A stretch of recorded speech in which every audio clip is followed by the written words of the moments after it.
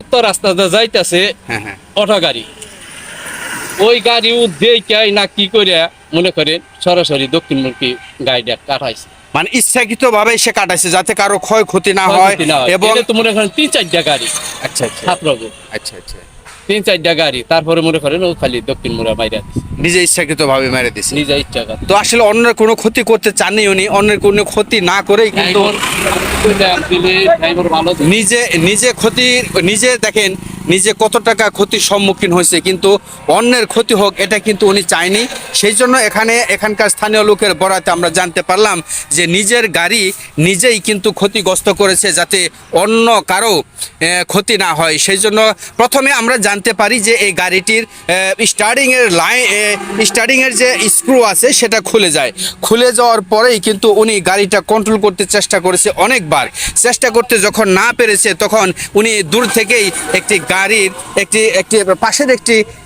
পাশের একটি গাছ, কিন্তু বড় ধরনের কোনো গাছ উনি খোঁজ করতেছে আগে থাকতেই, যার দরুন উনি খোঁজ করার পরে যখন উনি এই গাড়িটি আসছে তখন কিন্তু উনি এই সাথেই এই গাড়িটি কিন্তু এখানে উনি সাপোর্ট হিসাবে এখানে লাগিয়ে দেয়। দেখেন এখানে আপনাদের দেখাচ্ছে এখানে রাস্তার যে অনেক দূর থেকে কিন্তু উনি এই গাড়িটি এভাবে রাস্তায় চাপিয়ে দিয়ে তারপরে কিন্তু এই দেখেন এই অবস্থায় কিন্তু গাড়িটি এক সাইডে ওখানে একটি বড় গাছ দিছে, সেই গাছের মধ্যেই কিন্তু উনি গাড়িটি সাপোর্ট হিসাবে লাগিয়ে দেয়। এবং লাগিয়ে দেওয়ার পর ওনার কোনো ক্ষতি হয়নি, উনি গাড়ি থেকে নেমে যেতে সক্ষম হয়। কিন্তু উনি গাড়িটা আপনারা দেখলেন গাড়িটার অনেক ক্ষতি হয়েছে।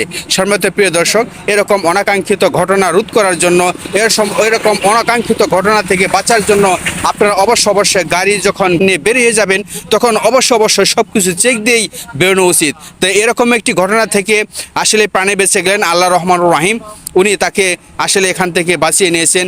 তো যাই হোক, আল্লাহর মেহেরবান, এখান থেকে উনি বাঁচতে পেরেছেন এবং নিজের গাড়ির ক্ষতি হয়েছে, অন্য কোনো মানুষের বা অন্য কোনো জানমালের ক্ষতি হয়নি। এটা আসলে অনেক বড় একটি কাজ করেছেন উনি, নিজের ক্ষতি করেছেন, অন্যের ক্ষতি চাননি। এবারে এই সমস্ত অনাকাঙ্ক্ষিত ঘটনা যেন কারোর জীবনে না আসে সেই প্রত্যাশা রেখে গাজীপুর এক্সট্রা নিউজ আজকের মতো বিদায় নিচ্ছে। সবাই ভালো থাকবেন, সুস্থ থাকবেন এবং সুন্দর থাকবেন।